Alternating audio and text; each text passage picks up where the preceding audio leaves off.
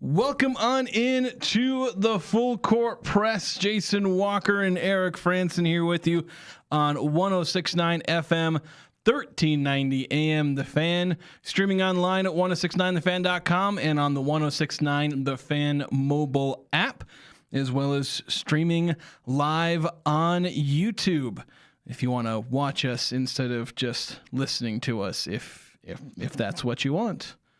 You're a real sicko. Yeah, some people prefer watching the YouTube stream. Yeah, they weren't always listeners of the live over the air. Well, and sometimes we have video clips that we obviously, if you're listening on the radio, we want to make sure we have good audio, but there's maybe some extra context by watching the video that you can receive there. And a lot of different things we're going to get through today. Of course, if you want to weigh in, always love to have your participation. You can drop in a chat. Drop in a question or something in the chat on YouTube, or you can text us on the Young Power Sports of Logan text line 435-339-0321 to chime in. And some big news we've discovered today and got confirmation of today, Jason. Yeah, that's true. Bryson Taylor, former but not former anymore, Utah State safety. We noticed that he was on the roster. I've been kind of checking the Utah State roster to see if they would put him on there or make an initial announcement. Because remember, that was a name that we identified a couple weeks ago as hey, that's somebody who could come back, because there weren't too many possibilities for Utah State looking at last year's roster of guys that hadn't used a red shirt or any other medical red shirt, class of 2022, who was on Utah State's roster, because based on the Colorado ruling, you can't enter the transfer portal. That's not stopping some basketball players. They've been entering the transfer portal no matter what. Yeah. But it was okay, who's somebody that qualifies? And Bryson Taylor was essentially the only player that when I kind of scanned through. I didn't do this, thorough examination. But when we asked Bronco Mendenhall about it for Utah State Media Day, he was like, yeah, Bryson Taylor is pretty much the only guy who qualifies, and we're working on getting him back. Yeah, they had already identified it. They had done the same work you had and came to the conclusion that Bryson was the only guy. And so you would notice that. I was already planning on being up at practice today and asked some of the folks up there while I was there, in between, or was it after my interviews were done? Just while you were spying on practice? Yeah, and got confirmation. Yes, he is. He's on the roster and he is practicing. Yeah, so Bryson Taylor, you look at him, he's someone who, I don't know if he was a star player for Utah State last year, but he was, I think, 11th in total snaps for Utah State on the defensive side, specifically in defensive snaps. He played 513, a little over 500 snaps. And I think he was the 6th highest rated defender according to Pro Football Focus, according to their grading system, among players who had played at least 30 snaps. And he was also pretty decent. He was better in the back half of the season. He was one of those players, at least if you use PFF's grading formula. I was just using that as a quick reference. But according to them, he improved a lot more later in the season, was a solid player. This isn't, getting Bryson Barnes back or Braden Pagan, but this is someone who is a starter level player for your defense, who you're getting back when you kind of already had 2 or 3 starting caliber safeties, in your group. You've got David Kabongo, Chapman Lewis, Brevin Hamblin, obviously, who's a preseason all Pac-12 kind of guy, and you add to that somebody who started for you and played 500 plus snaps for you last year.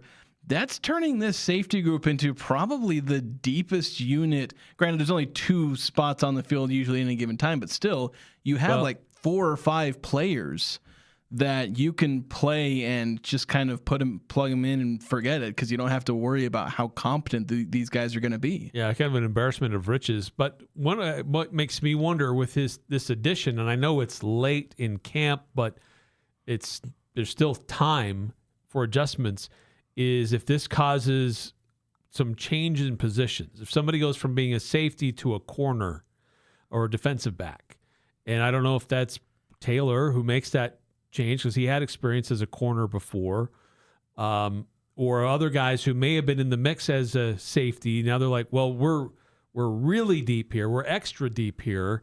And let's shore up what we can do with some of these other positions. So that's to be determined. Hopefully we get some answers on that tomorrow. Some people that we may get to interview tomorrow. We're trying to get more info on this. Now, I got them confirmed, but I always wait till it's actually done before I announce who we're going to talk to, because sometimes last minute stuff happens. Yeah. But really interested to see just with this addition, like how does it change things for the Utah State defensively? But regardless, as you said, this is an experienced player, and not only because of his years of experience, but it's years of experience with Bronco Mendenhall and Nick Howell.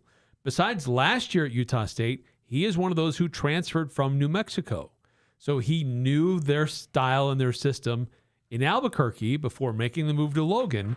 And now he has one more year that he can have at his disposal to really help this defense and understand what they're asking. So if you're going to have somebody you could insert kind of, not necessarily last minute, but almost last minute, late in the game, if you will. It's somebody who the coaches understand who he is. There's a volume of information about what he can and cannot do, and he understands the culture and the system.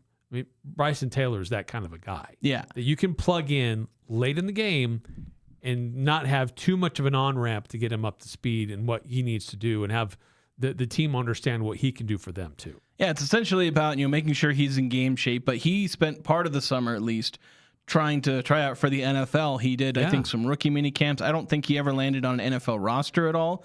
But he's someone that should already be in game shape. And he's not that far removed from his career anyway.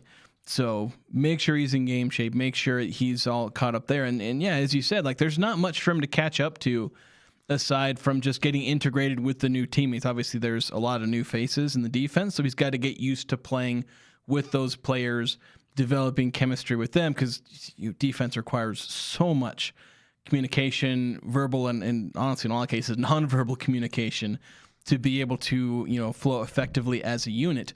So he was with Atlanta, by the way. Atlanta Falcons is where he did his, I believe it was a rookie camp that he participated in.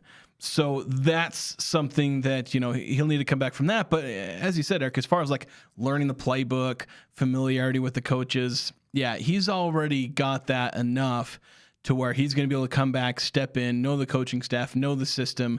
There's going to be a few tweaks here or there as the coaches probably were tailoring the defense to their personnel. But the language and all these other things, they're all essentially going to be the same. That's something he'll be able to pick up on. He might be further ahead than some of the transfers in that case, guys who have been around since spring. Absolutely. Some of those guys who, especially some that are moving up from like an FCS level. Yeah, some people who didn't arrive until fall camp. So right, especially those guys. Some freshmen, or you had some other division players who were finishing school or whatever, couldn't get here until the summertime. But yeah, this is a guy that has a lot of reps in this system. The coaches know him. He knows the coaches. It's just a matter of, is he in football shape right now? Because those camps he did with the NFL, that was like in May. So he's had some time. But a lot of other guys didn't really do hitting and all that stuff in June or July. Yeah. But what level of conditioning is he in, and still integrating in, because even though the coaches know him and he knows the coaches, there are still new teammates, and he has to understand how they move and how they react, and how things different, because there's going to be a little bit of tweaks here and there, because as you said, adjusting the defense based on your personnel. So there's still going to be a little bit of a time for him to get caught up to speed to what needs to be done so he can be an impact player. But he's a guy with his experience that can pick that up pretty fast. Yeah.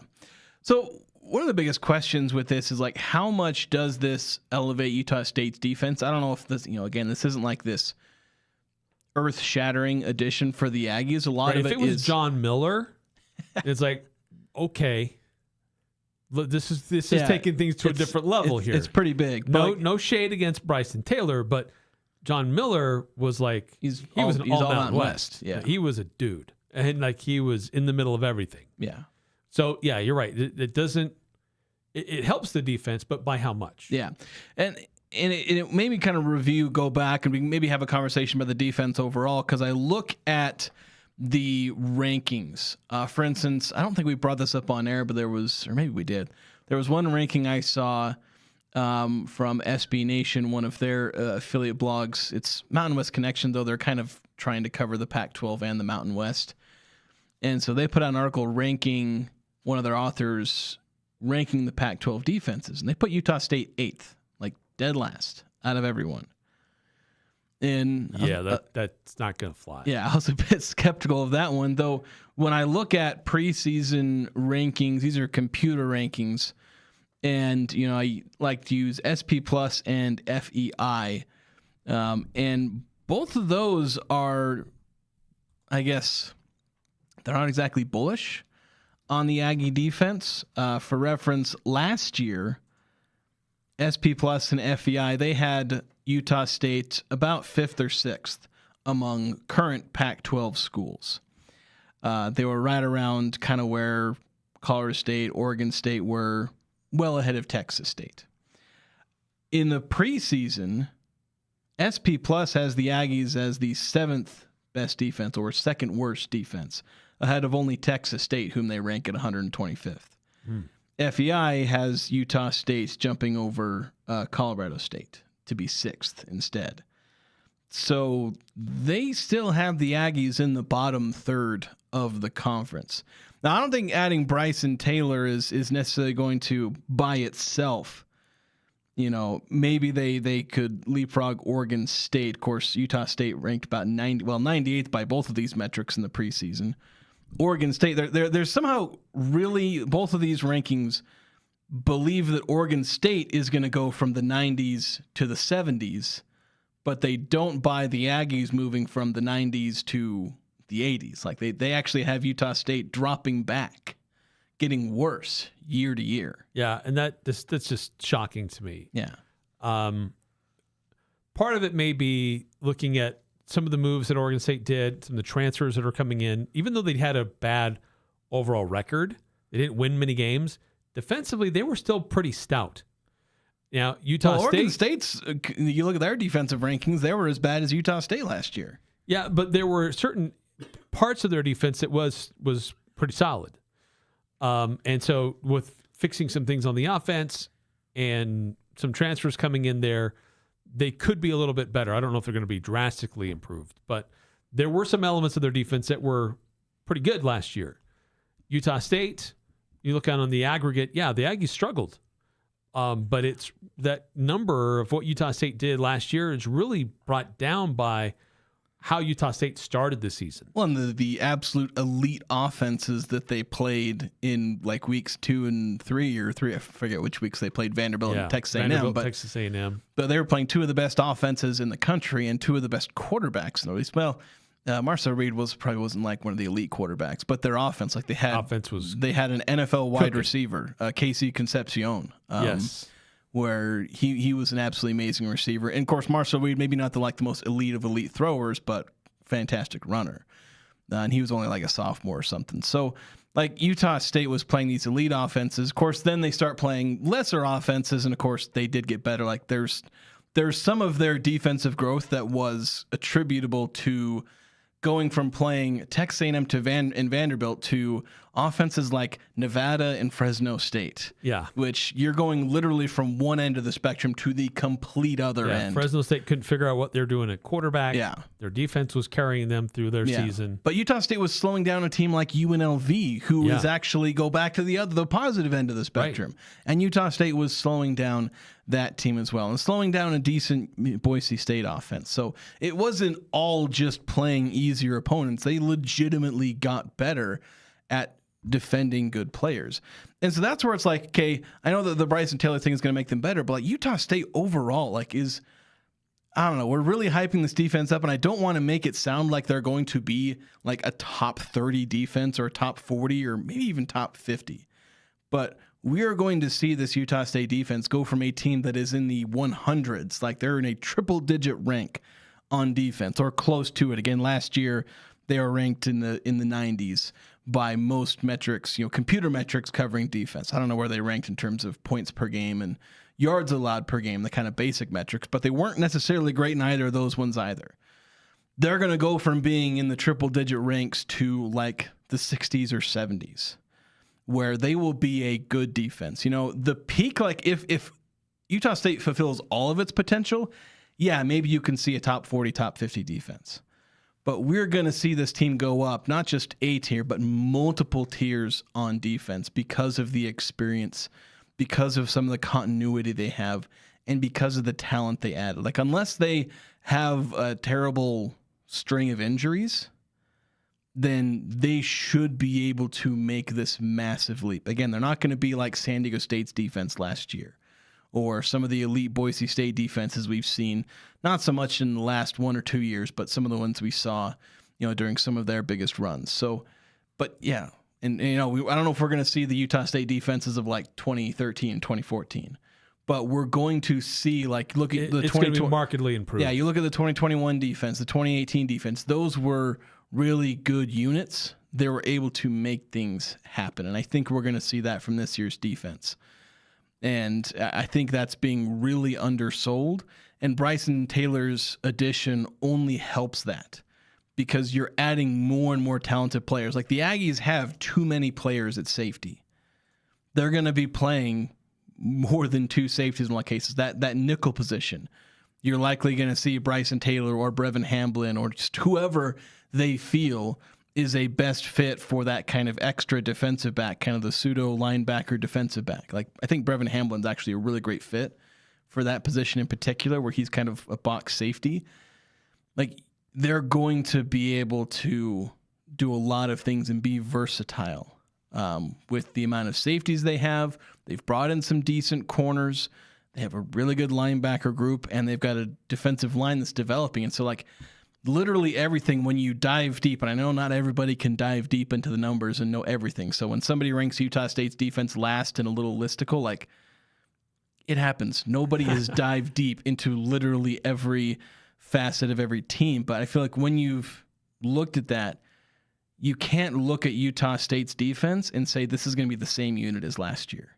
No, it won't be. And I really like the term you used, versatile. And I think that's a really good term, I believe, to describe this defense this year, because of the depth on the defensive front, the depth at the linebacker core, different guys who can play in different ways, and what's happening with in improving the depth and talent in the secondary. And I just include cornerbacks, defensive backs, safeties all together in that. But how Bryson gets utilized, just one more player as a safety, or get him back to playing a corner, just adding more depth and more experience there. Not exactly sure, but yeah, they might move him to corner because he was one of the better. Regardless, it adds versatility. It adds more experience to what they can do defensively. Yeah, he was a solid cover guy for the Aggies. Looking at the numbers, so yeah, they just good size. They have too many players. That's one position, but it's a position that can kind of melt into other positions as well. We need to take a break. We have a couple notes on the YouTube chat that we'll get to. We've also got a text on the Young Power Sports of Logan text line. Some things to get into, but right out of the break when we come back, we've got the next reveal for the top 25 Aggies of 2026. Number 8. We're running inside the top 10. Yeah, we're inside the top 10. So that's coming up next here on the Full Court Press.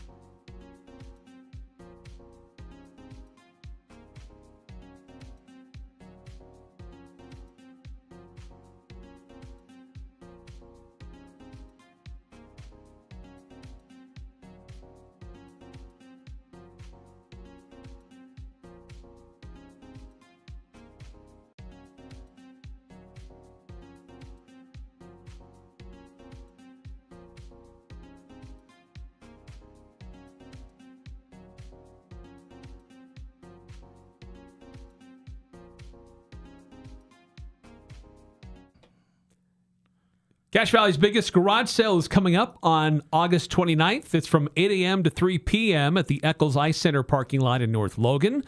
Lots of different people there will be setting up with tents and booths to sell their stuff. And if you want to sell your stuff, there's still room. And you can get more details at CacheValleyGarageSale.com. I just want to know what the heck this bump music is. Oh, this is great. If you've not seen this band perform. What is this? How do you even pronounce that? It's like French. It is French. They're French Canadian.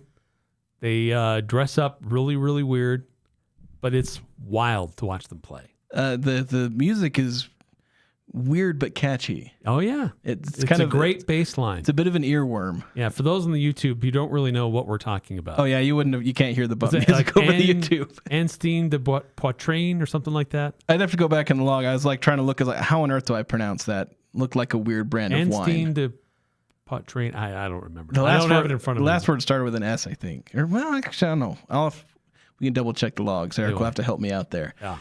But next up for us, we're not going to talk about... I put that in there a while ago, and I've been waiting for it to show up in the bump music. We've got to reveal our next player on the top 25 Aggies of 2026. We're up to number 8.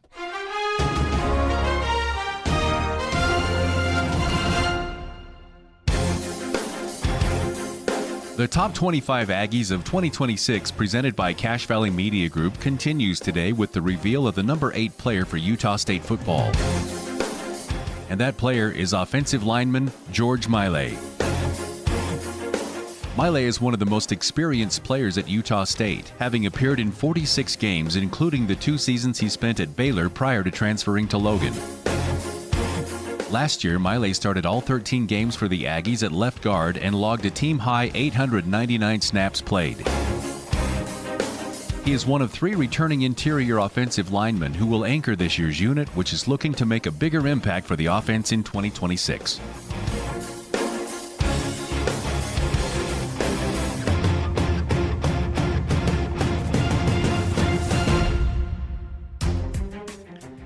George Miley, the transfer and course brother of the former Aggie Bo Miley. They got to play together for at least 1 year. Don't think it was a couple years.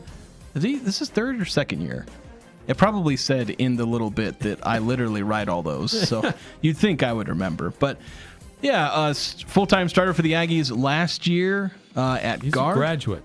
It's graduate. So, transfer. He's in his last year of eligibility. I couldn't remember if he's like in his 3rd year at Utah State or if this is his 2nd year. So yeah, he had his not as great moments with Utah State. I think there was a drive where he had like 2 or 3 straight holds or something like that. Yeah. But he's experienced. He's a veteran. And last year, kind of his first go at being a full-time starter. And now, another year older, wiser too. And I think George Miley needs to be one of the top 10 Aggies. We also, he's not the only. I think we have, 3 offensive linemen that show up somewhere in our top 15 at the very least. I think he's our 3rd offensive lineman, I think, overall to appear on the list. I think there's 3 or 4 offensive linemen that show up. There's one that we haven't got to yet, isn't there? There's one we haven't got to yet. There's one more. And then we also had Tavo, right? Tavo, he was at 12 or 13. Yeah, and John Randall. Oh, John Randall. So yeah, he's George Miley the 4th. So we need for Utah State, they need to have not just in the top 25, but in the top 10. They need to be there. To be a solid team, you need good offensive linemen who can impact the game positively, not move you backyards, not cost you, drive killers.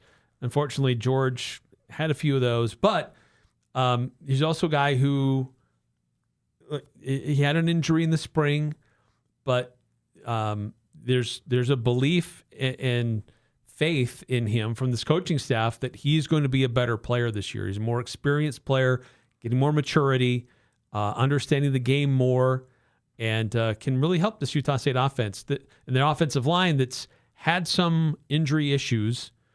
I know he's been part of that, but if he gets that addressed and is healthy, he's an experienced guy. And experience on the offensive line is massive.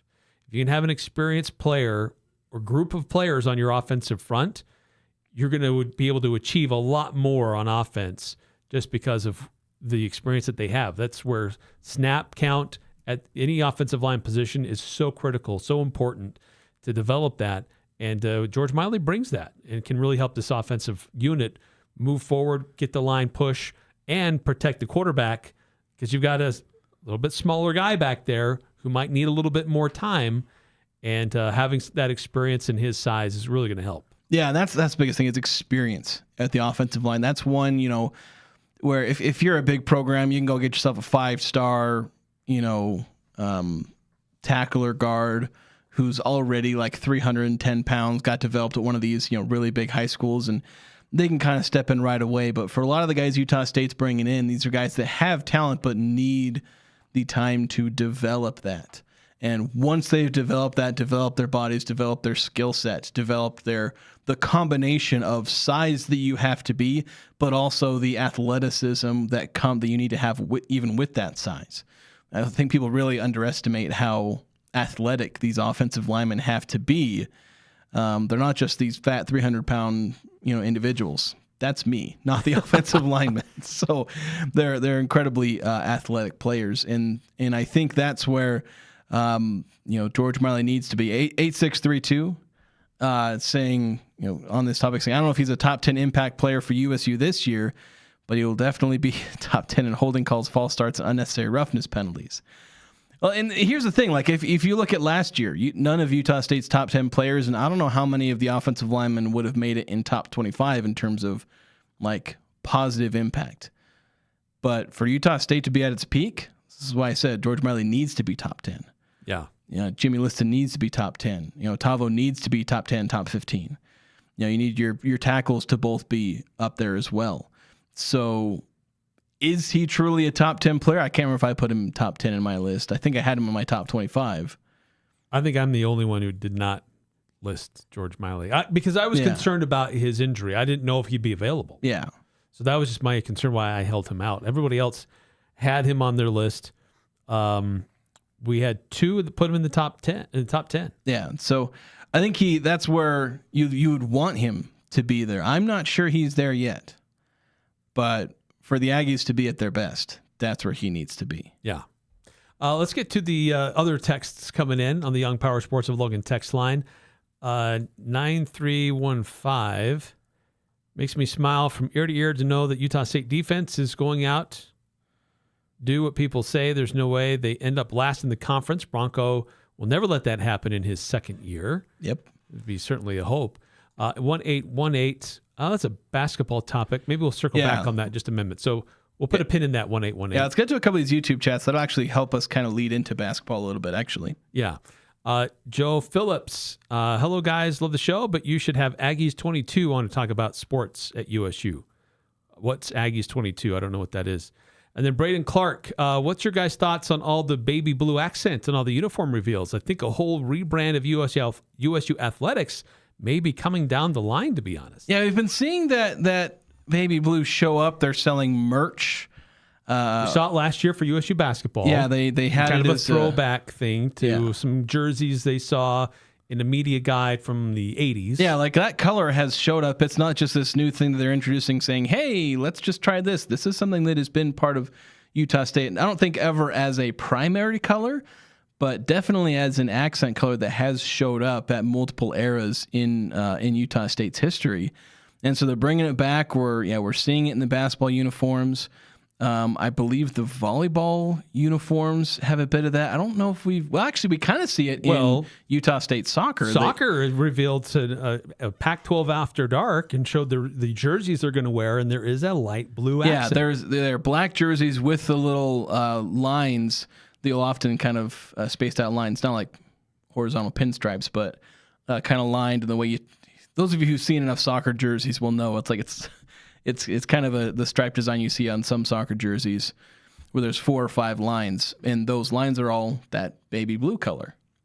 So that's something where I don't think Utah State's going to go full on abandon the navy blue, But I think that they're definitely as going a secondary or a tertiary color. Yeah, it may start getting used almost as much, if not more, than the old pewter. I mean, that'll still be there because it's a great accent color and actually works pretty well with the baby blue.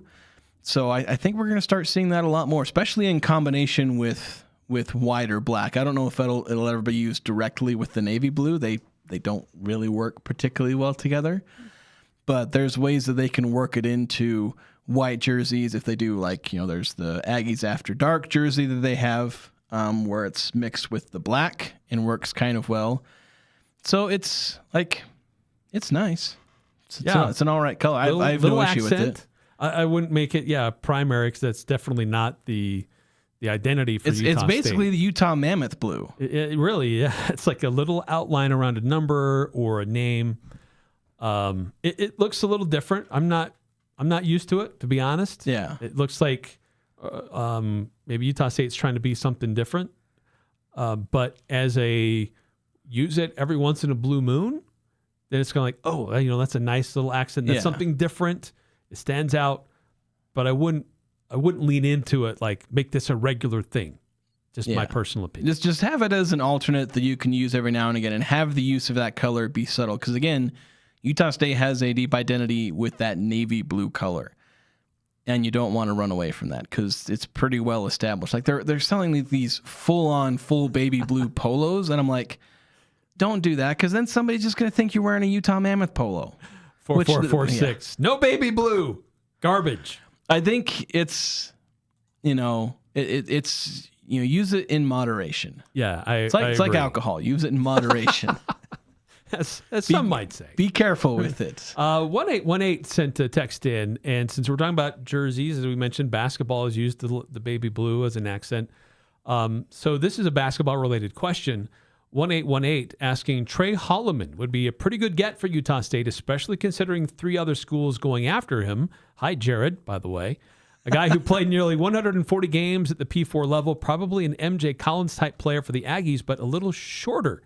So yeah, John Rothstein earlier today saying NC State transfer, Trey Holloman, tells me that he's receiving interest from the following programs: Utah State, Cincinnati, St. John's, and Providence. And Holloman is pursuing a 5th year of eligibility. Yeah, and into the transfer portal. And I believe, so he's coming from NC State, and I believe, wasn't there a ruling in Carolina about, I think, kind of similar to the Ohio thing? Of course, the Ohio thing got nullified. Or maybe he already entered the portal, but yeah. Not sure. He spent time at NC State, Michigan State. Yeah, he spent most of his career at Michigan State. He played 106 games at Michigan State, but last year NC State was essentially a full-time starter. He started 27 of the 32 games he played in. Really good outside shooter. He's got a couple of seasons under his belt where he's shot north of 40% on decent volume. Last year, probably his best percentage to volume ratio, where he shot 4 threes per game and shot a hair over 40%, though when he was a sophomore, he shot 42%, although it was only on about 2 shots per game. But still, this is someone who's averaged, like the last 2 years, he averaged 9 points per game. You're not bringing in a guy who's a volume scorer. Yeah, he's not a volume scorer, though we've seen guys in this kind of situation. Was MJ Collins a volume scorer? Yeah, MJ Collins wasn't a volume scorer. Ian Martinez wasn't a volume scorer. So, like, we've seen these guys go from rotation guys or even, like, not in the rotation guys to becoming, like, high-level scorers because, when you're on Michigan State or even a decent NC State team, these teams are full of... Opportunities can be limited. Yeah, these are teams that are full of high 3-star, 4-star, and sometimes even 5-star guys. If you're at Michigan State, the kind of guys that Tom Izzo's bringing around. He's 6'2". So my concern there, I like the opportunity to bring somebody with that level of experience and maybe see the MJ Collins mold happen again. But the concern is just his position that he plays is pretty busy with other guys. He essentially is, just compare him to Solomon Callahan. That's going to be kind of one of the closer comparisons. Maybe a little bit like Colby King as well. Like, I'm not going to just say that they're the exact same player, but consider the role that those players, like the role that Colby King served, the role we're kind of currently projecting for Solomon Callahan right now. That's the kind of like position archetype that Trey Holloman is.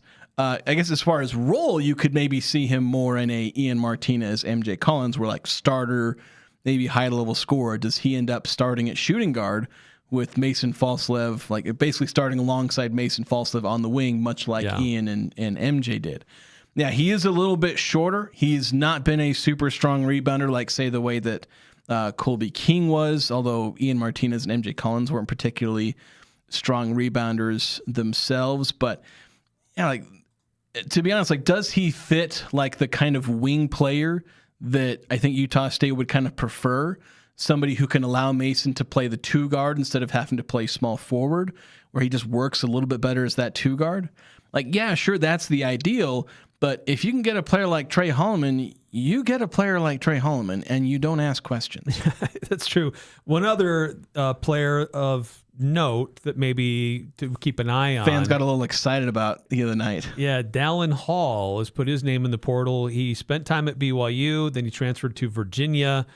He's 6'4", but he is a point guard. Yeah, he's a 6'4" point guard. Yeah, so a little bit bigger, but scores average about 6 points, 4.5 assists, 3.5 rebounds per game. Again, does he fit in? Is there a spot for him in Utah State's rotation right now, or do you create one just because you think he's got the right experience for your team? Yeah. I'll have something to say. I want to read Braden Clark on the YouTube chat kind of on this thing. I would hope the Aggies could get Dallin Hall over Holloman, but so far Hall hasn't said where he would go. Having Hall with Falslev and Bates would be a beautiful sight to see. And kind of on your point as far as like, does he fit in a spot or do you create a spot? And I think for the Aggies, you could just start Dallin Hall, AJ Bates, and Mason Falslev together. Like, why not have 3 guys who can all run the pick and roll? Like Dallin Hall is a fantastic passer. You watch some of his highlights and you see what he did at Virginia, where he was, what was his name? The kid who came from UVU, the one that Jared Calhoun wanted to get, Carter Welling, I think. Oh. He was throwing lobs to him. Or no, that was Clemson. He was at Virginia last year, so it was somebody else. I'm confusing the teams that wear orange. So yeah, he wasn't throwing lobs to Carter Welling. My bad there, but still, like he was throwing lobs to his center at Virginia, and he's got the size to play that wing, like to defend at that wing position. But then on offense, you're doing whatever you want and making teams guard. You'd have a small forward on the other team having to guard a pick and roll ball handler. Small forwards tend not to be able to have to do that too often. So Hall is part of the North Carolina lawsuit that's seeking that 5th year of eligibility. How is he part of that? Because he's in Virginia. I don't know, but unless he's intending to transfer to a team in North Carolina. That's entirely possible. About more than 50 other athletes are involved in that. So yeah, so there's a lot of names being entered in the transfer portal, and with the direct reporting from Rothstein, we know the Utah State and Ben Jacobson are active in trying to fill that 15th spot with one of these 5th-year, sudden eligibility guys. Does it work out in the end? Does it all get reversed because maybe the NCAA finally wins in court? Who knows? But we know Utah State is trying to find somebody, very likely in the backcourt or on the wing, somebody that they can bolster their backcourt and wing rotation with, add a little bit more talent, and be that much better for the upcoming season. With a little bit more size and experience. Yeah, like ideally, you get someone with more experience. That's the biggest thing. You get a very experienced player to immediately add to your rotation. And as a lot of coaches say, they like to get old and stay old. Yeah, yes. So we do need to take a break. We're a little overdue. When we come back, fun little romp will take the ESPN bottom 10 for college football. We'll have a little bit of fun with that, as well as concluding the hour with a little more talk about Utah State soccer. They're on the road this week, as well as Real Salt Lake, who are playing today. So we'll talk about that next here on the Full Court Press.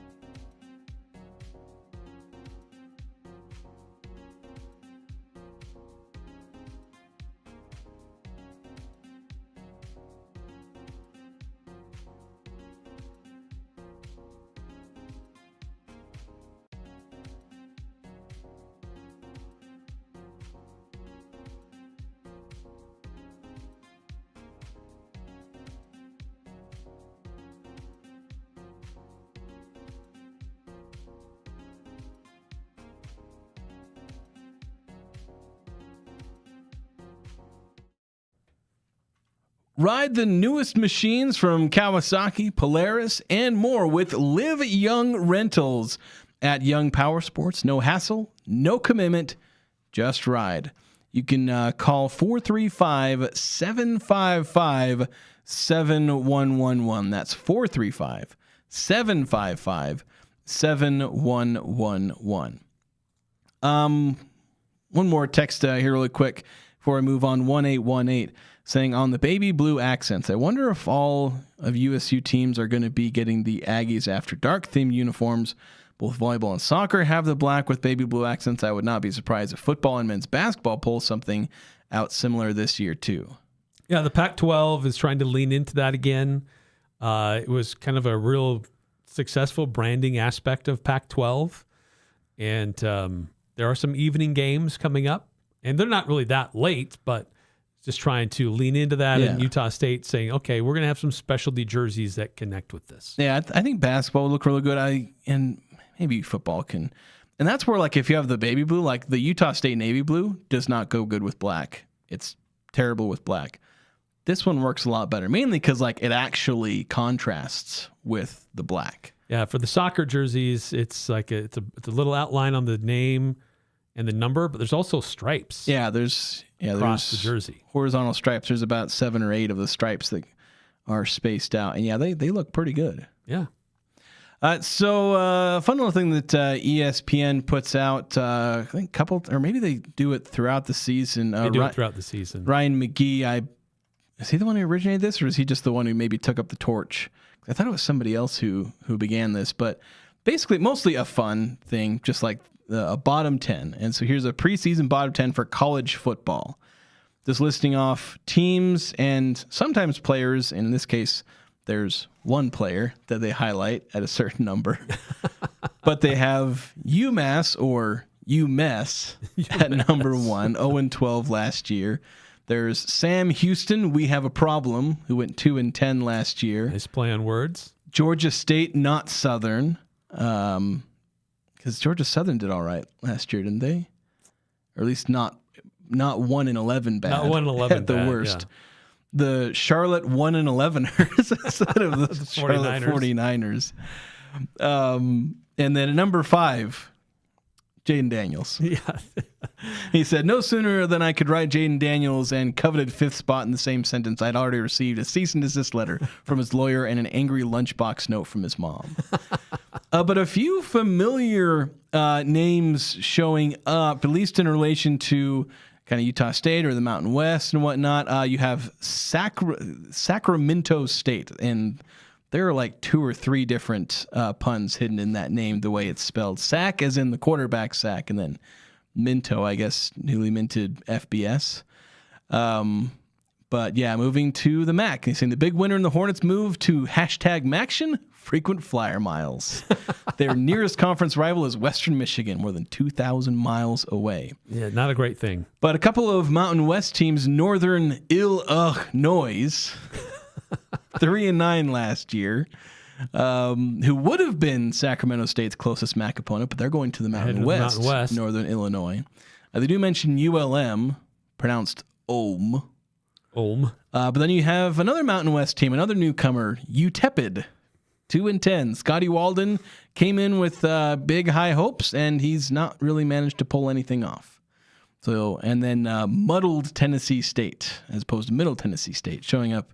They went 3-9 last year. You never want to be in the bottom 10. Unfortunately, in Utah State's history, they have found themselves in this list. And a couple of Pac-12 schools ended last year on that list. Colorado State and Oregon State, both those teams going 2-10. So it's not like the Pac-12 will necessarily avoid if they have a team that takes a downturn. But yeah, a bunch of like Conference USA, a couple of MAC, and a couple of Mountain West showing up in this. Not a great showing for them before the season gets started. It's a list you don't want to appear on. And a lot of these preseason lists, that's one you want to avoid. Yeah, Braden Clark on the YouTube saying, like we learned on X today, Jason, if you show up on the bottom 10 poll, it must mean that your conference is equally as bad as the teams who show up.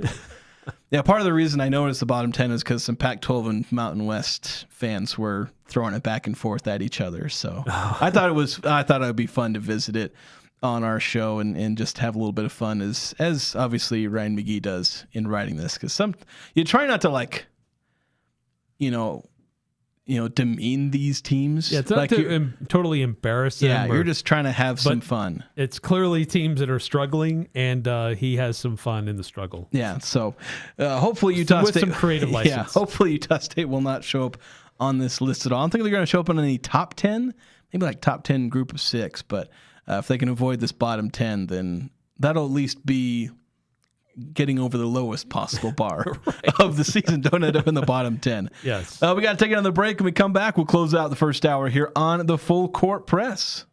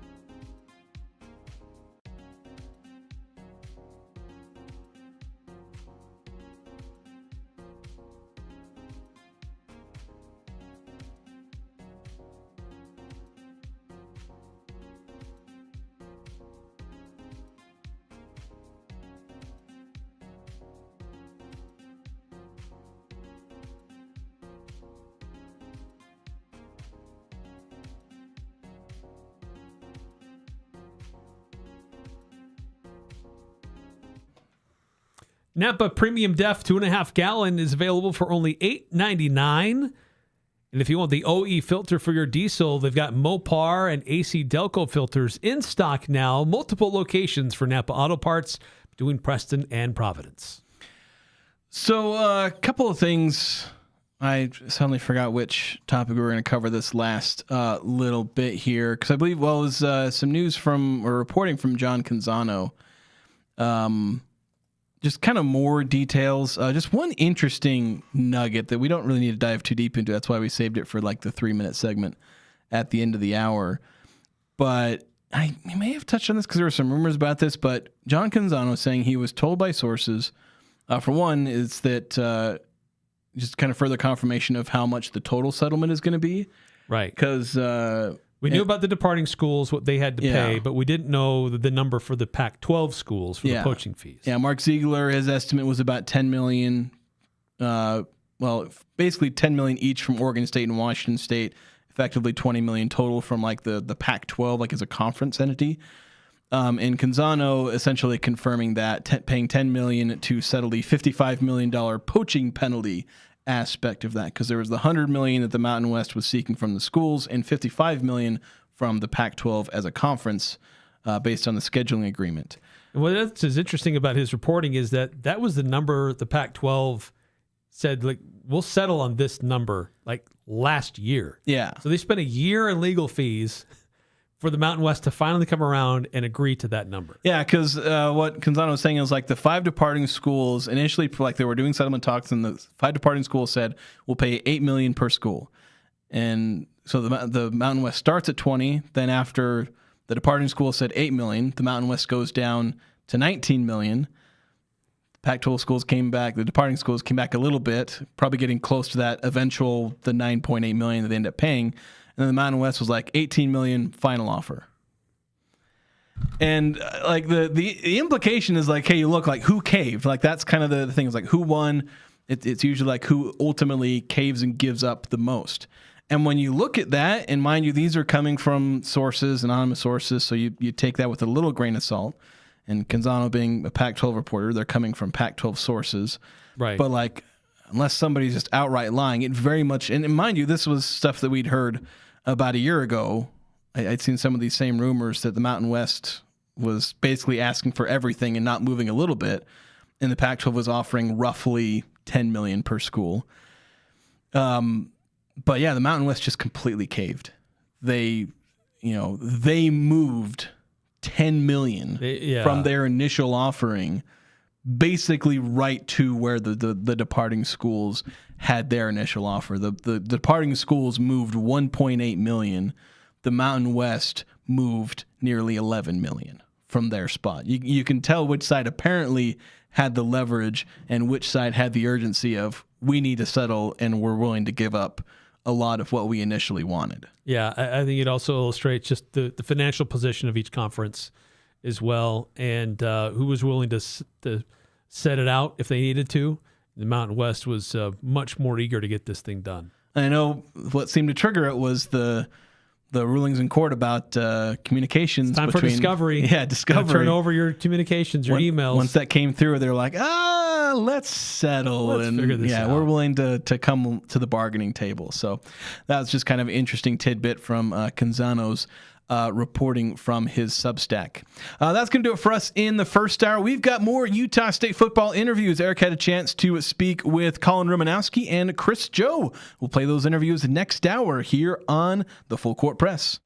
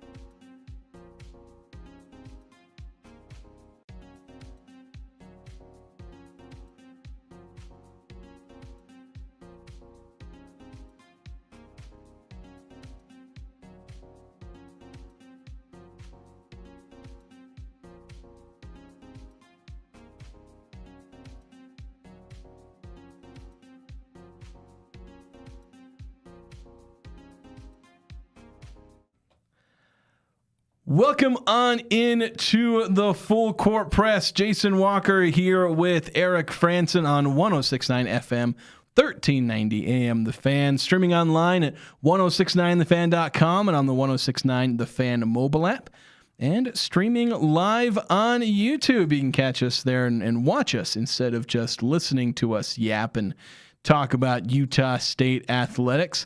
Had a lot of fun things to talk about in the first hour, particularly the defense, especially with Bryson Taylor returning to the roster. Confirmation from the Aggies. Eric got that confirmation when he was there at practice, and also had a chance to interview a couple of players who we'll hear from in this hour. I'll also maybe dive into the NBA a little bit, perhaps, and some of the interesting things going on with the NBA. Also, maybe some college football stuff with just the crazy roster costs we're seeing. And, of course, we have what must stay and what must go. Yes, our new Wednesday tradition here on the Full the Court new Press. Wednesday tradition. We'll have to see if we can fit in hot take or not a take on one of these other days. But let's immediately dive in to these interviews, Eric, and hopefully I may or may not have loaded them properly into OBS. I accidentally uploaded the MP3 versions of these. Oh, so we're gonna see how. Those are for our friends on KVNU tomorrow morning. Yeah, so I tried to upload the video versions, and so I'm gonna hopefully, and we'll see how they format. So yeah, I had a chance to catch up with Chris Joe, linebacker for Utah State, who was a freshman last year and continued to perform well and increased his role as the season went on. And then a new player for Utah State this year with a new position, Collin Remenowski. Yeah. Let's start with Chris Joe. The reason is because that's the one I have queued up. So if you're watching on the stream, we'll see how the video looks, but it'll sound perfectly fine for those listening over the airwaves. Utah State outside linebacker Chris Joe, and you were a guy who you performed so well in practice last fall they couldn't keep you off the field as a freshman.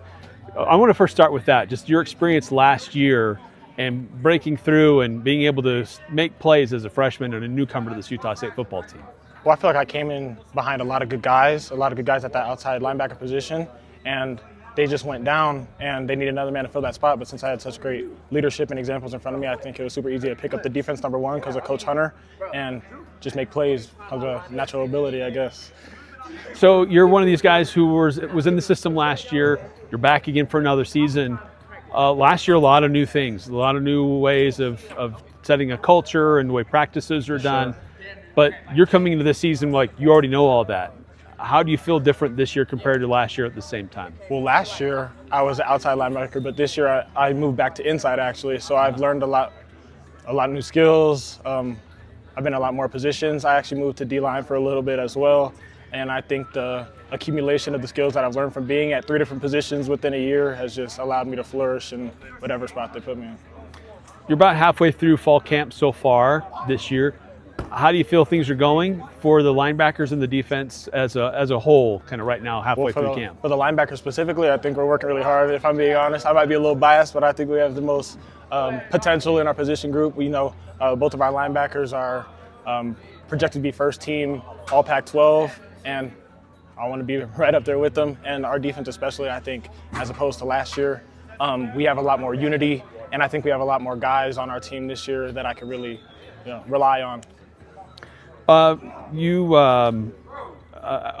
kind of touched on it a little bit, but how would you describe the linebacker core? Just guys, experience coming back, but also some new guys that have come in, some with a lot of Power 4 conference experience, but others who are kind of being elevated to a new opportunity. How would you describe kind of that mix? Like you said, I think the best word I would say is experience. Like a lot of them are really seasoned veterans. They know what they're doing, and I think it's super great for a person like me. Like last year was my first year playing linebacker. In high school I was playing safety and receiver, so to have these people who are seasoned and are experienced, it's really beneficial to me because they're great examples. Do you feel like that, it feels like that front seven, really, the defensive line and then the linebacker core, you guys could really be the real strength of the Utah State team frankly, for this upcoming season. Is that a fair assessment? No, I completely agree. But I'm not going to count our DBs out either. Our DBs are some guys too. But I agree. I think our front seven can absolutely play a gigantic part in the success of our season. Describe the process for selecting your jersey number, what that was like to get to that point, but then ultimately selecting the number that you chose. So I guess I'll have to go back to last year for that then. So I just worked super hard, like you said. I tried to work as hard as I could. They couldn't keep me off the field. So after last fall camp, I ended up getting picked in the second round. I ended up falling on number 25. I don't know why. It just kind of jumped out at me. And this year, I think with the season I had last year, I kind of just wanted to build off of that. So I reselected number 25 to kind of solidify that idea. Worked well for you last year. Why not?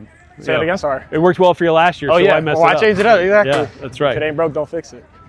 Also this year, you get to have a Pac-12 patch on your jersey. What does that mean to you? It means a lot. I think going from a Mountain West school to a Pac-12 school just shows the jump that our school has made. And I think if our school's making a jump, then I need to also.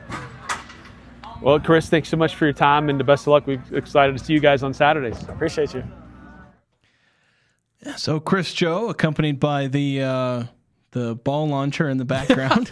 So I did take a closer look at it this time. It does have the spinning wheels. Oh, does it? Okay, so, But the you were sound gaslighting is, me. The sound is like a catapult that they use to pull the ball back before they send it in to this wheels to really launch it all the way out. So it was a little bit of both.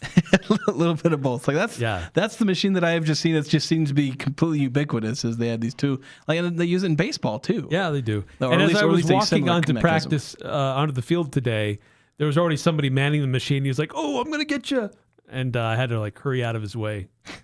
It's like kaboom! Had to Like, dodge. no. Had to dodge the football. Yeah, we're here. We're having some fun. You can dodge a wrench. You can dodge a ball. That's right. So I got a really good close look at it today.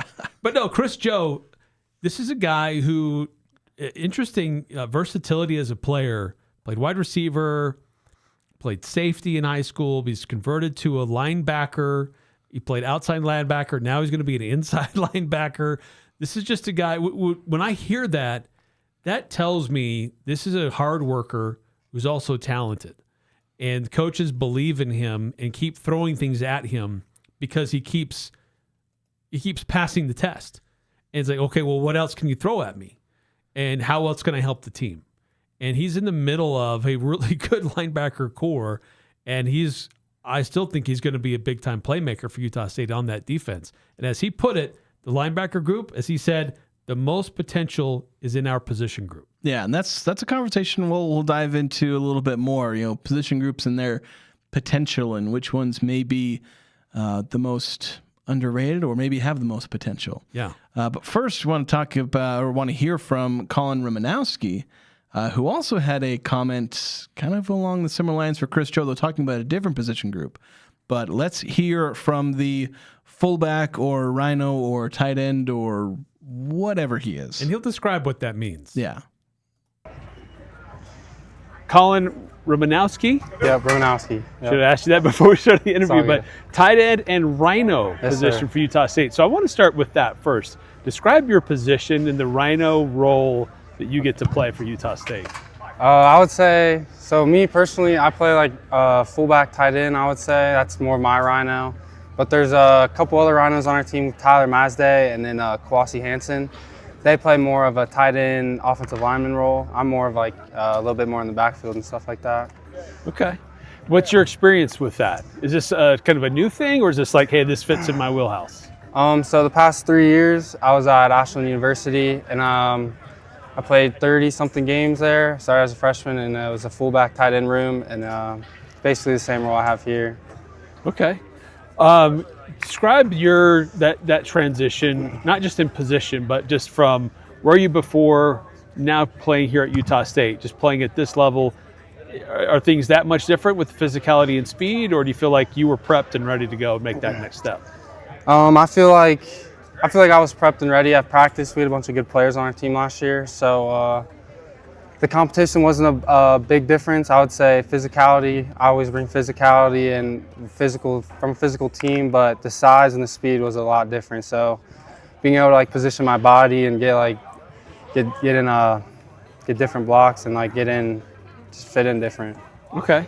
It's not as easy, definitely. Yeah. With with your position, this Rhino position, but also just like what it looks like with the running backs in the room and an experienced offensive line, I mean, there's kind of a sense that this is going to be kind of a run-heavy offense. Is that a fair assessment, or do you feel like there's still a lot of multiple dynamics to this offense? I would say there's definitely a lot of dynamics. I would say our best position on our team is our receivers, and led by the best quarterback in the nation, I think. I mean, the work he put in over the summer was next to anything I've never seen that before. So I think he prepped us, and we're ready to go for this season. You're halfway through camp, more or less. How would you kind of assess how things are going so far and where things still need to go? I would say we've done pretty good so far. We've been a lot more like assignment and skill oriented. We need to be more will, fly after the ball, and just like hustle more, I would say. That's the biggest thing. A lot of reps, but you got to keep hustling and build your lungs. You were one of the guys who got to select his jersey number pretty early on here when that first chance really was able to happen. What was that process like for you, and why did you select the number you got? So I got to go, I think, pick 18 or 19 out of 30. And the reason I picked number 11 was because I wore that at my last school to honor them. I had a good conversation with my old head coach last week, and it's really drove the point, like, he got me to where I'm at. They helped me out, so I got to honor them with that. And I was super grateful to go super early. I mean, that's really a dream come true, honestly. Get a good number at the highest level I can. I really felt like I earned it. You guys get to wear a Pac-12 patch on the jersey this year. There's transition there with conferences. What does that mean to you, or does it have much meaning to you? I would say it's a dream come true. I mean, the last 3 years I was in the darkness. I was playing in the GMAC. I mean, most people probably have never even heard of that, and now I'm in the Pac-12. I mean, it's just a dream come true. Awesome. Well, best of luck for this upcoming season. Look forward to seeing you on Saturdays for Utah State. Thank you. I appreciate you. Subtle shade to the mighty GMAC. But Collin is right. I have no clue where that's at. Yeah, I don't know the GMAC. I'm going to look it up. I'm going to type GMAC, and it's probably going to, that section. Well, I typed GMAC, and I got Graduate Management Admission Council. It's probably not what he had in mind. Yeah, and he was at Ashland University. Oh, it's the Great Midwest Athletic Conference. See, the Great GMAC. The Great GMAC Conference. Yes. That's redundant in two different ways. Ashland University is located in Ashland, Ohio. But look, this is an interesting role here, and this is an interesting player. We often talk about, and I think as fans, I don't know if we want to say we obsess over, but we highlight if there's a player who spent time at a P4 institution and then comes to Utah State, we get eager about that because the mentality is, and frankly, the track record shows, these players get training at bigger institutions, but they just can't break through because there's other talented players around them. And when they come to a place like Utah State, they can have a breakthrough performance, and they finally can showcase what they can do. And there's a wealth of evidence that supports that. We tend to overlook the FCS to FBS transition, and because there is a bigger transition there. But what we see is that those players who are in those types of situations, especially those who have spent several years at places like that, when they make the transition to a place like Utah State, this is bigger than they've ever had. They have more facilities than they've ever had. They've had better training. They have better nutrition than they've ever had. They're so grateful to be in this position. They don't take it for granted. And so they want to please the coaches for giving them that chance. So they have more learning that they need to do. Their techniques aren't always as good. Sometimes they have to improve their bodies as well. But you find interesting character from these guys who make that transition up. And Collin Remenowski is one of those guys. And he's going to play a really interesting role for this football team, one that we really haven't seen much of at Utah State's history, but kind of a position in a style that's gone away in football generally. Yeah. And trying to bring it back, which will be interesting to see how it works. Yeah, it'll be interesting to see how that works. I think kind of to add on to your point where we can tend to overlook these FCS or in some cases junior college players, partly because it's somewhat rare for them to be star players. Like some of these power conference guys come in, you get a Braden Pagan, Brady Boyd, Bryson Barnes, like these guys coming from power conference transfers. Utah State's had a pretty successful track record of bringing guys from Utah, the Utes, and bring them in. They would almost there was like a 3 or 4 year stretch where they had like a year, COC Mariner, Caleb Rep, these guys who would come in and be like visible players in, these guys who are making big plays for the Aggies. And it wasn't a 100% hit rate. There were guys who came in power conference programs and didn't work out, but a lot of them would come in, step in often immediately. John Miller comes in and does that. And so they become these star level all conference players. The FCS guys aren't doing that as much. And Utah State's had some pretty good running backs that came from the JUCO ranks. They, it's not like they've never had a great start, but like Kean Sloan, Dylan Tucker, these are guys, Brevin Hamblin even to a degree, they weren't really star players in the last couple of years, but they were contributors. And Brevin Hamblin, actually, with another year of development, we'll see if he becomes that. He's preseason All Pac-12 by outlets that are releasing those. So he could become that. But like in the 1 year that we saw from some of these FCS or junior college transfers, we don't necessarily see NFL level, star level talent where they're then transferring on to get the big bucks at the power conference level. Moving up the ladder further. Although we did see Kean Sloan do that. But so that's why I think maybe they get overlooked a little bit because they become contributors, but they don't always become stars. But those guys are just as important in a lot of ways. But as far as the tight end, this Rhino position, I don't know if we should get too worked up about the fact that it's this new unique position. I think it's mostly that they have Cash Ka'io, who is a tight end, and Collin Remenowski, who is a fullback, and they're trying to fit them into formations playing the same spot. So you're going to see maybe the same formation where in one play, Ka'io is playing that, and then maybe the next series they roll out that same formation and it's Collin Remenowski, or maybe within the same drive they swap them in and out. So like Collin Remenowski is going to do fullback things. Cash Ka'io is going to do tight end things. Yes. There's not really you're not going to see Collin Remenowski trying to play tight end, running a seam down the middle from lining up alongside the tackle. I mean, maybe he will there may be an opportunity for that. Maybe if you're really trying to throw people off, but Cash Ka'io is going to be someone who lines up a little bit more as a receiver, less as a blocker, but obviously he's still going to do some blocking because that's his position.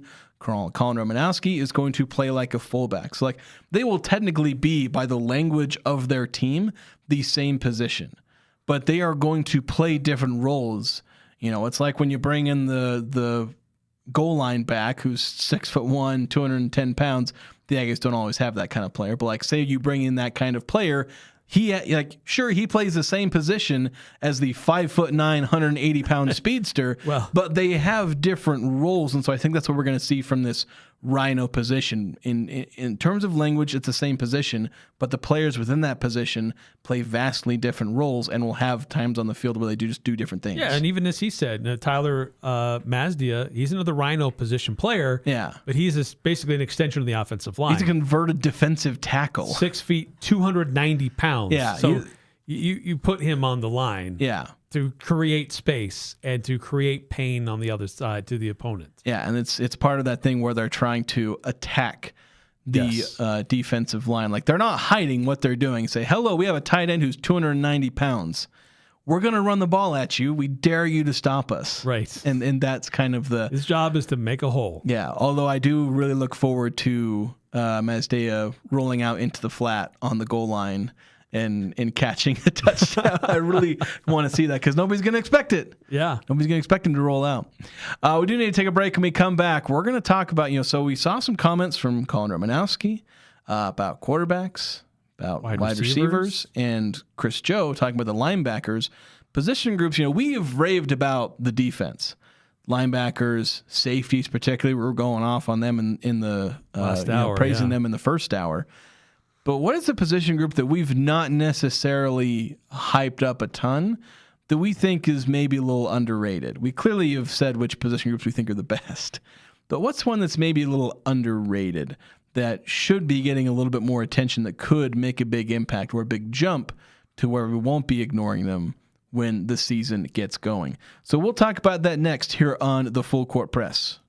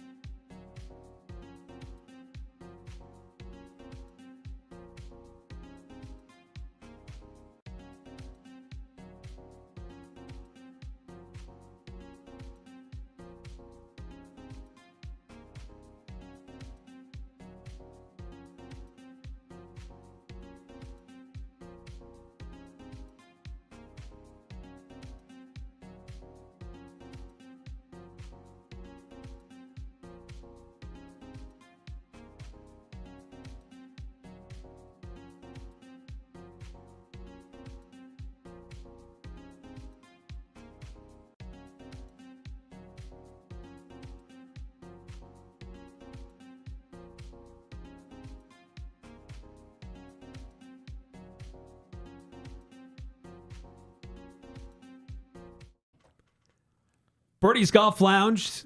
First, talk about them. Got the music coming in. 650 North, 870 West in Logan. They've got over 2,000 courses available, created using LiDAR for the most realistic mapping.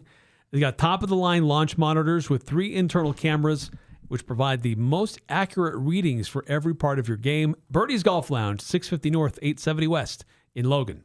Jason's enjoying the new bump music in the rotation. I don't know that song. Maybe it's an instrumental of a song that I've been hearing It's like on the social song media. of the summer. Yeah, it's like it's showing up in all these Instagram reels. Of course, it's a little too vulgar to play the lyrics if it's the one I'm thinking of. Tame Impala, Dracula. If it's the one I'm thinking of. I know there's one song that's like they mentioned Dracula at some point. Oh. We have a radio edit, I guess. I don't know if it's explicit or not, but yeah, the one I've been the hearing. one we've been hearing on the radio is fine. Maybe we'll have to double check and see if I'm thinking of the same. Because I know, like, I'll hear songs and I know, like, so I'll know the song, but I don't always know the title of the song. Like, there's a lot of those. Like, have you heard this song? And it's like, the odds are probably, but I don't know what you're talking about. Shazam is a great tool. You might want to download it. Yeah, perhaps. I just live on not knowing the song, or somebody, or I make them sing it because then that's fun. It's like, sing it for me. Yeah, there you go. So I know what it is. Real quick on the Young Power Sports of Logan text line 5338 asking, when are we going to get a volleyball season preview with new head coach Keith Smith? We actually, I told Eric during one of the first hour breaks, we're going to have Keith Smith on. We're probably going to try and have Manny Martins on as well. I know I'm probably going to go to Thursday's game.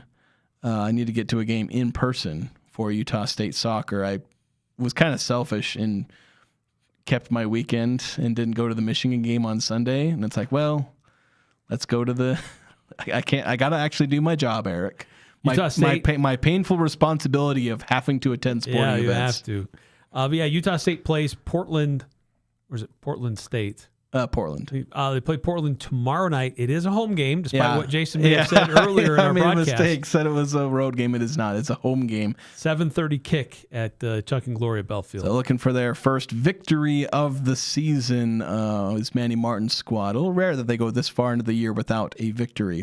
And volleyball, their season's coming up. I mean, they've had some exhibitions here recently, but their season's about to start too. Yeah, played Grand Canyon and Idaho State in exhibitions. They've got a blue-white scrimmage this weekend, and then their schedule is shortly after that. Yeah, so they'll get things going quickly. So kind of going off the some of the comments and hints we saw from Collin Remenowski, who made glowing reviews of, well, at least one quarterback. I don't know if the whole quarterback room, but talking about McKay Hillstead, maybe one of the best quarterbacks in the league, in his opinion. In the country. I should say. And also praiseworthy of the wide receivers. Chris Joe, very praiseworthy of his position group, the linebackers. That made us think about just talking about underrated position groups for Utah State. We've been very praiseworthy of a lot of the position groups on defense, not as much on offense. But Eric, let's get one position group from each of us, of a position group that maybe we haven't talked about as much. We have talked about every position group at some point this summer, but yes, a position group that we haven't maybe talked about as much as maybe we should have, or at least deserves a little bit more praise. Yeah, for me, I'm going with the running backs. I know we talk a lot about Javen Jacobs and his versatility, and he could be somebody that takes it to another level, but we really haven't talked too much about the other running backs in that group. Because I think there are some really good running backs that will have opportunities to carry the rock a couple times this season. Now, Noah White, he returns. He had opportunities last season. He comes back more experienced. But then there's some newcomers-ish to the mix. Nehemiah Washington, he redshirted last year, got in some games, didn't really record any stats, but he's coming back a little bit more experienced. And then there's some interesting excitement about Sesi Vailaki. He has experience at Oklahoma State. He saw action in 12 games last year for the Cowboys. And so I think that there's an interesting combination of guys in the running back room that are worth paying attention to. I think that's kind of an underrated group. We just really haven't talked too much about these guys. Javen Jacobs gets a lot of the attention and a lot of the publicity for good reason. but I think there are other running backs in this group who I think will be effective for Utah State, especially, I think by proxy, I think Collin Remenowski is kind of connected to that group as well. But I think with these guys who actually will do the work of carrying the football and gaining yards, I think that's an interesting group to keep an eye on this season. Yeah, and obviously, talked about Javen Jacobs the other day where I was talking about how many yards he could potentially gain for Utah State. But yeah, we focused on him. Noah White is one of the returners. I kind of keyed in on Sesi Vailahi. But when I was talking to Robert and I about this, if you go back and those of you can go back and look, it's posted on our YouTube channel, the interview that I did with Robert and I.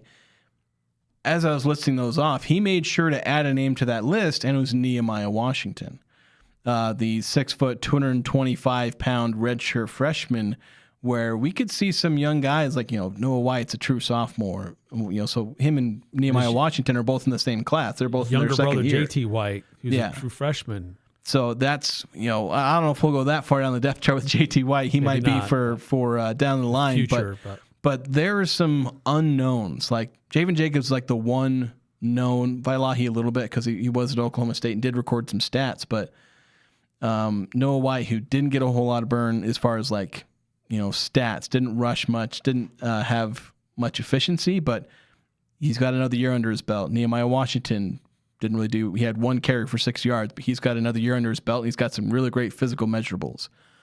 So that could end up being underrated. But I don't think a lot of people are keying in on Utah State's run game, especially with where they've stacked up on blockers, extra blockers to bolster that run game. When you do that, you're just begging for extra yards, explosive plays from your running attack. So the position group that I went with, I stayed on offense just because we've been praising the defense so much. It's hard for us to say that's underrated when we've been praising almost every level. I did think about the defensive line on defense, just with the edge rushers are so many new. People haven't really focused on that. The defensive line doesn't necessarily have these enormous standouts, but they have guys like Carson Tujay, Tyree Morris, and some other incomers. But I looked at the wide receivers because that's one where I think a lot of people are overlooking the Aggies pass game with McKay, Hillstead, and with the wide receivers, because it's a lot like last year where everyone was like, well, they got a bunch of new wide receivers. Who knows what they're going to do? We don't know any of these guys because none of them have ever played before. And turns out that Utah State was able to scout out some pretty good wide receivers. And I know they lost their offensive coordinator, but he scouted out, I think, a lot of these guys before he left. Yeah. And Robert and I obviously able to work well with some of these receivers. And he's really excited, again, mostly unbidden, talking about the wide receivers, brought up how excited he is about guys like McStarling, Rex Haynes, Eli Wood, who I think a lot of people overlook as they see this, it's kind of random white 6'1" wide receiver, and they don't think he's necessarily going to be that good. But these are guys who can perform. Are they going to be the literal best wide receiver group in the Mountain West or the Pac-12? See, I'm doing it too, Eric. Probably not with Texas State in the conference, where they have 2 Biletnikoff preseason watch list guys. But these are guys who are definitely going to be, much like last year's, they're good enough to cause problems, where really the only problem with last year is they had 2 wide receivers and that's it. This year, there's going to be, I think... Well, sort of 3, but... Yeah, well, Anthony Garcia he was really inconsistent, but they had 2 guys they were throwing to the majority of the time. They were using their running backs as literal split-wide receivers. So, but I think they've got more, and they've got, they got Javon Robinson. You got Rex Haynes. You got Demick Starling. You got Anthony Garcia. You got Eli Wood. You're looking at 5 receivers that you can and you're not going to have all. And I would include Nico Boncori in there. Somebody who is getting a lot of praise and attention in this in fall camp, and how he's developing as a young player. So it's Bronco Mendenhall, because he was talking in the press conference, they don't have a lot of depth at wide receiver. That was more because he's used the phrase depth in terms of experience. They lack experience at the wide receiver core. But I think they have the depth in terms of guys with potential. Are all of them going to hit? No. But when you have 5 or 6 guys and you need 3 of them to work well, Utah State's very likely to get 3 good rotation receivers. They're going to have Javen Jacobs, who will be able to add as another pass catcher. Yep.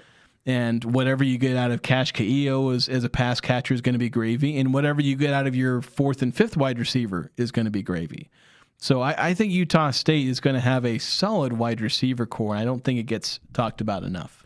Yeah, and I agree. I think it's a great selection. I think that much like Javen Jacobs gets the attention when we talk about the running backs, Anthony Garcia kind of gets that attention with the wide receivers, only because those are the guys that are back who produced. So that's what we know. We don't know a lot about the other guys, but I think there is a lot of depth there at wide receiver. Maybe not a ton of experience, but I think there is talent there. And I am excited to see what this wide receiver group can look like, because they do present a lot of different opportunities with their different styles, their shapes, their size, their skill sets. And there's been some chatter while I've been up at practices that McKay Hillstead has been very accurate in the passing game. So these guys are getting open. They're creating opportunities for him. He's getting the ball to them.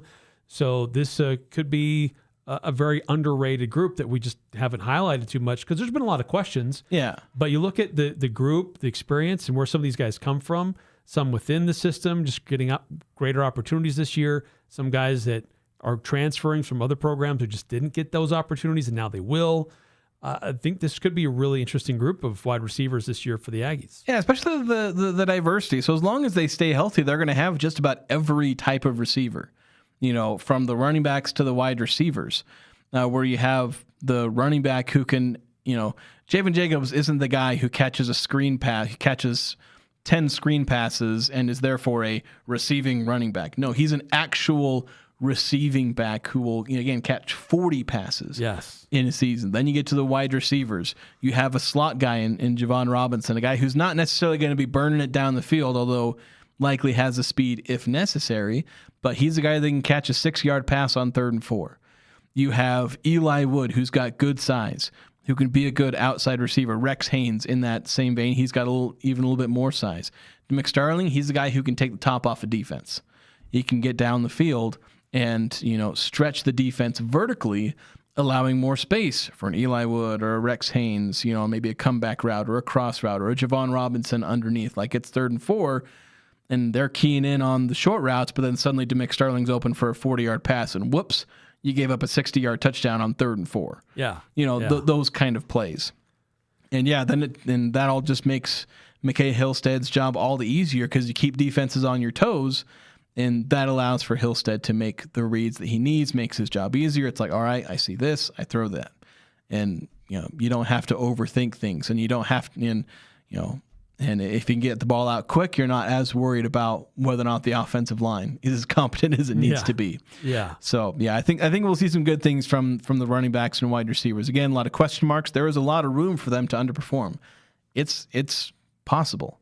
Like, we don't, again, I don't want to, lift these guys up on a pedestal like they're going to be the greatest in the Pac-12.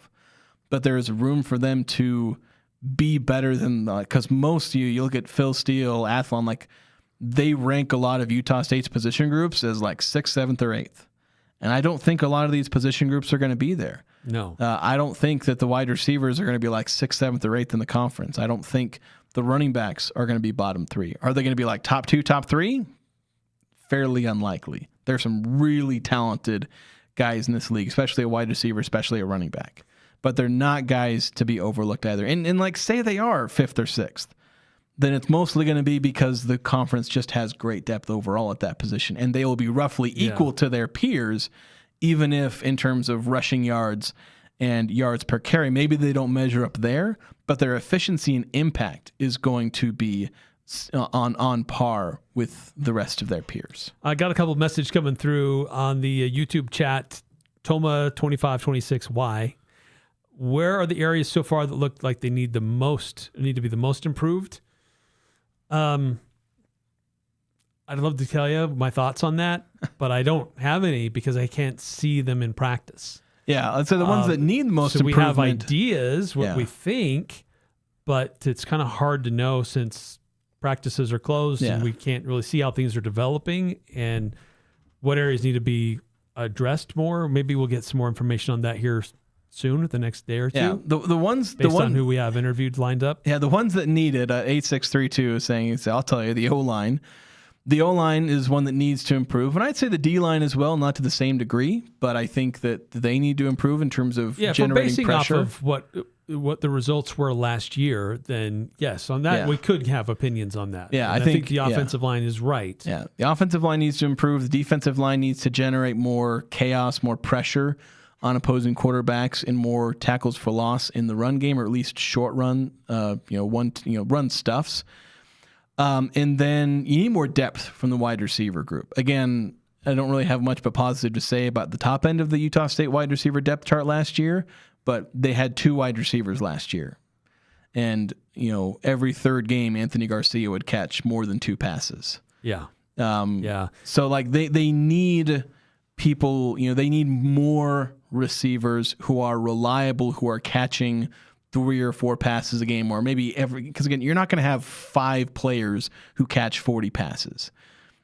That's only if you're in a Mike Leach offense. Yeah, Mike Leach, Texas Tech. But so you have your top 2 wide receivers who are going to catch most of the passes, but have those 3rd or 4th wide receiver who are catching crucial passes multiple times a game. Once or twice a season, they go for 5 or 6 catches because they were overlooked. Utah State just didn't really have that last year.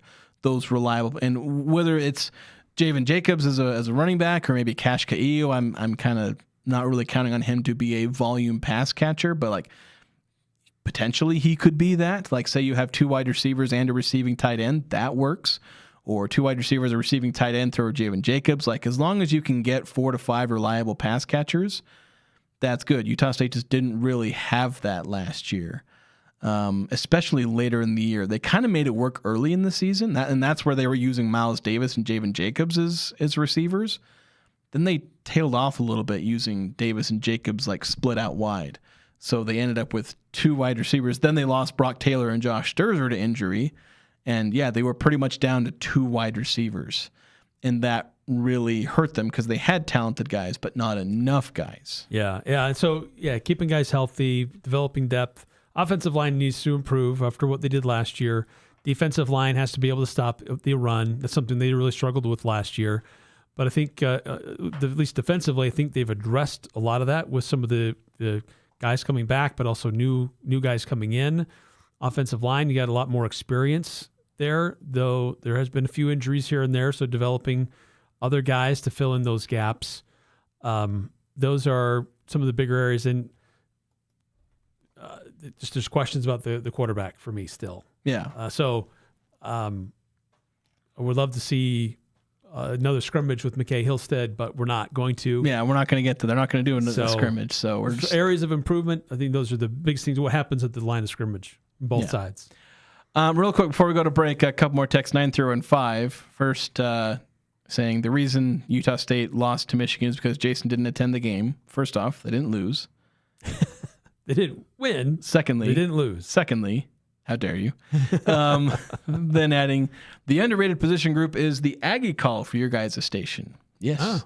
Underrated. JD Stockton coming back for another year of KVNU game day and Aggie call. Yeah.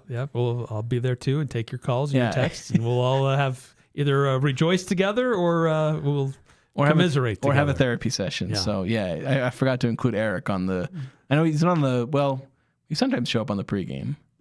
Yeah, but there's you certain are elements that I'm involved with. Yeah, but you are on Aggie call. You are and Tyler Larson. Taylor Larson. Yeah, we're pretty sure he's going to be back. Said he'd be back, but we need to confirm that. Now that we're getting close. We need to confirm some things, Eric. We're a couple weeks away from the season. We got to get the big man Tyler Larson in there. Yeah, but I've got some other guys lined up that potentially could fill in. Yeah, it could be fun. Some other former Aggies are in the area. All right, so we got to take a break. When we come back, a little bit of NBA talk, some interesting reporting, and kind of back and forth between the NBA and said reporting coming from ESPN. So we'll get into that and maybe discuss the implications of all this. So that's coming up next here on the Full Court Press.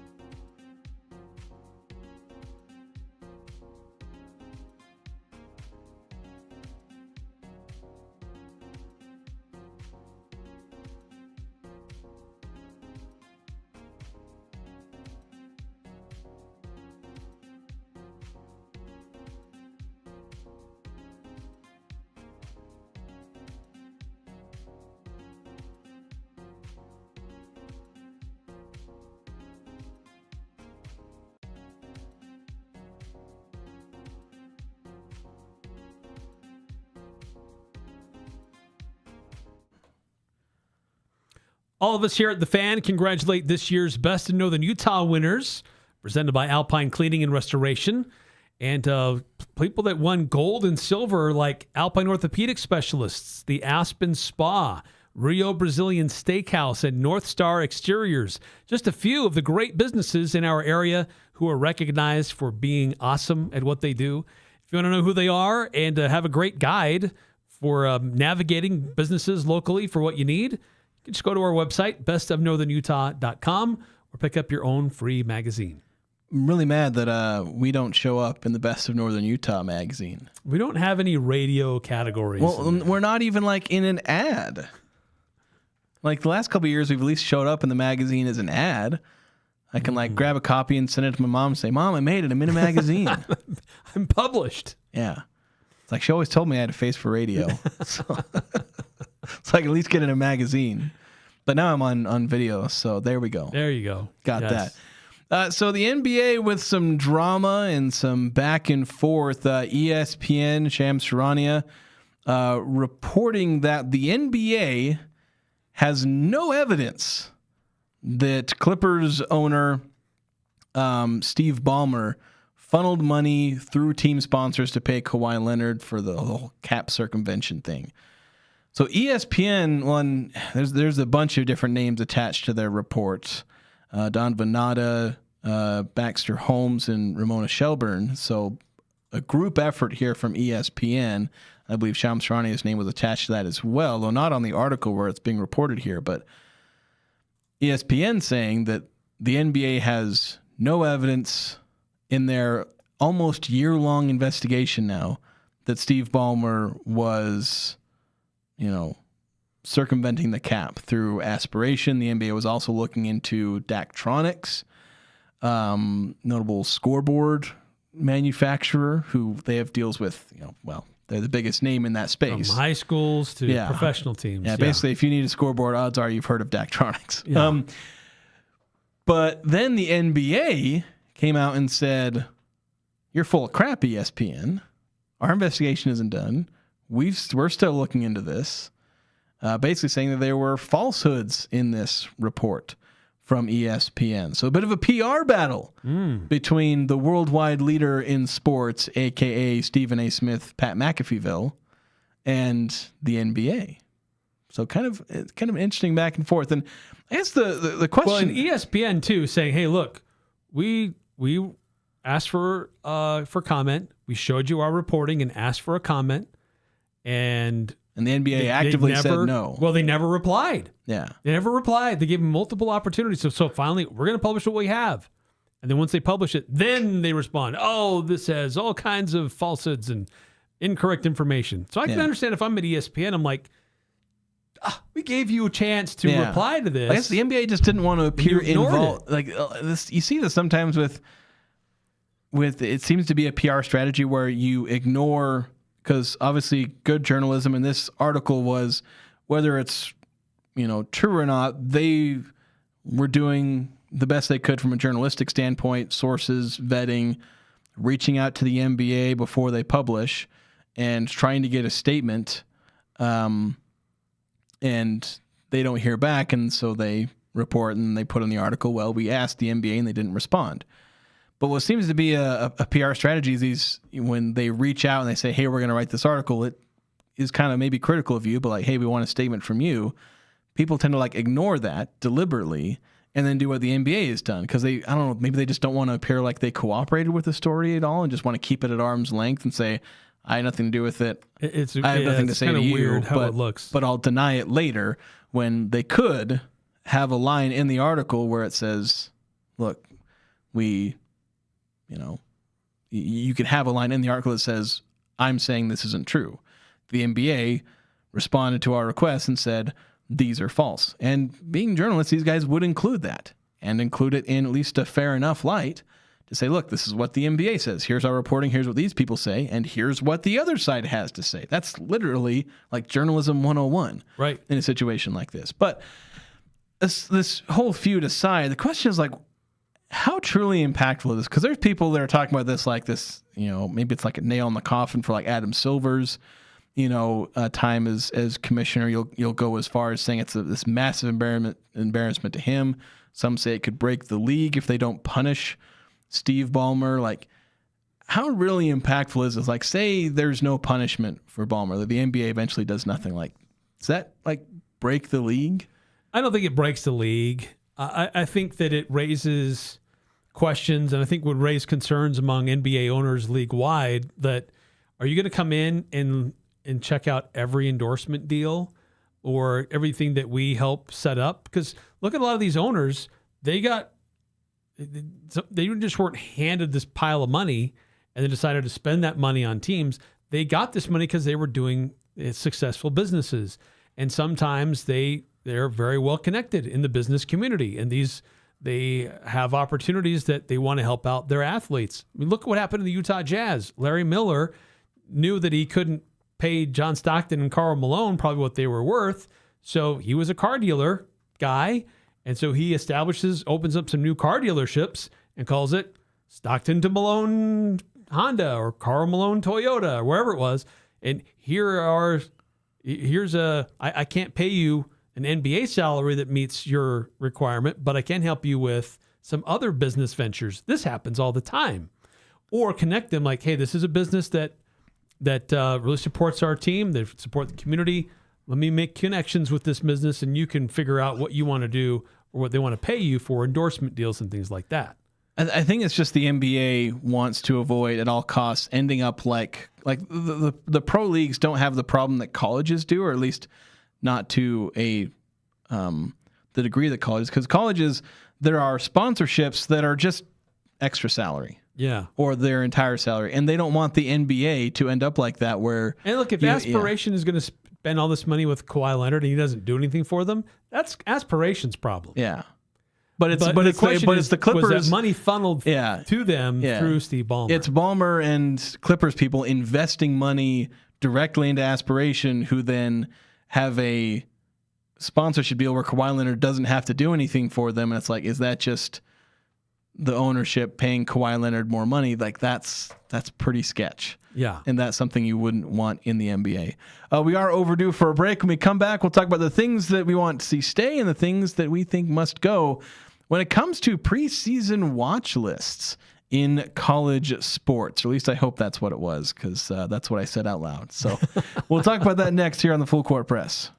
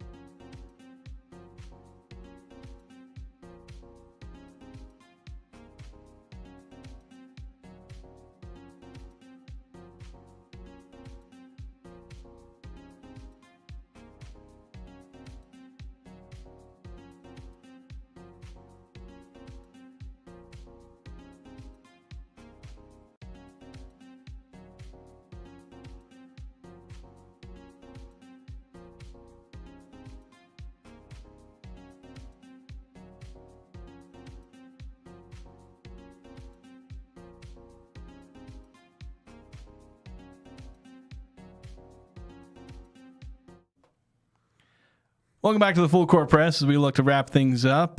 Stockton White, I do not appreciate the chat on YouTube saying, Dallin Hall to USU confirmed.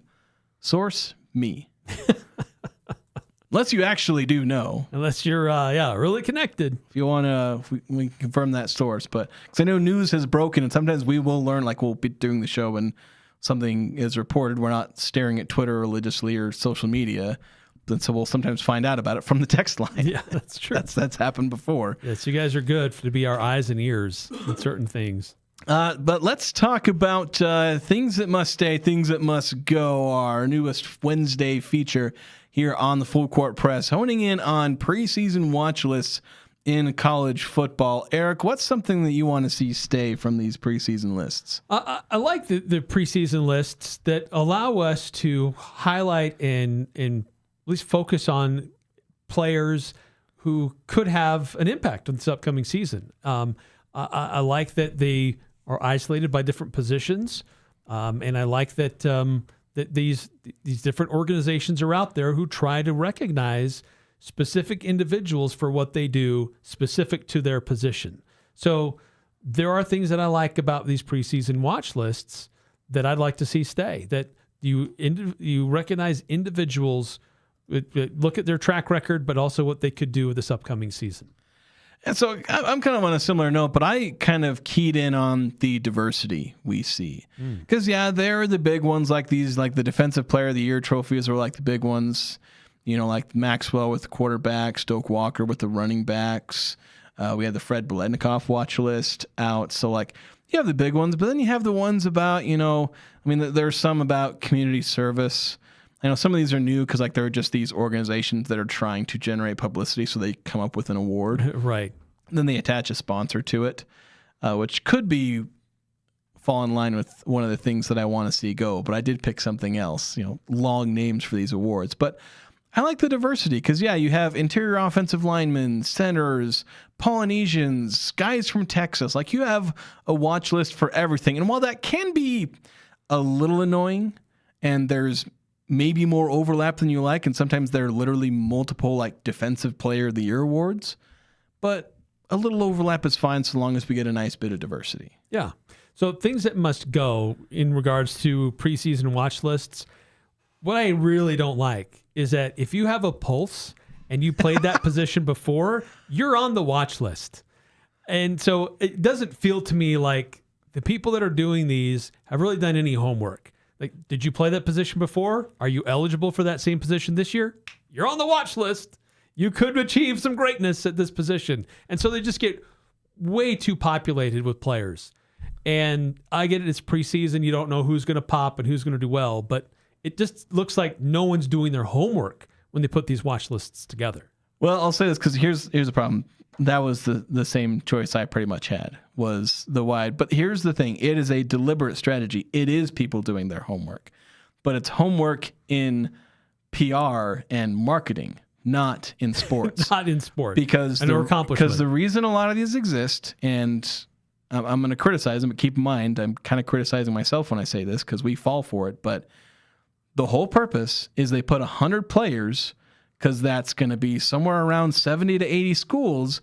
And guess how many of those schools are going to drop a press release, and local radio stations like us are going to report the organization, at least in some cases the organization, sometimes the sponsor name, all these things. It's free publicity if you include a player from that team. That's why they are so widespread. That's why if you have a pulse and a returning player, you get on the list because it's a known commodity. They don't sound ridiculous for putting you on a watch list, on their award watch list, and it's free publicity for their organization. That's why they do it. It's a deliberate strategy. And but that doesn't mean we can't dislike hook, it. Line, and sinker every time. They do. We fall for it every time. But that's going to do it for us today. Make sure to tune in tomorrow. More Aggie Sports Talk here on The Fan.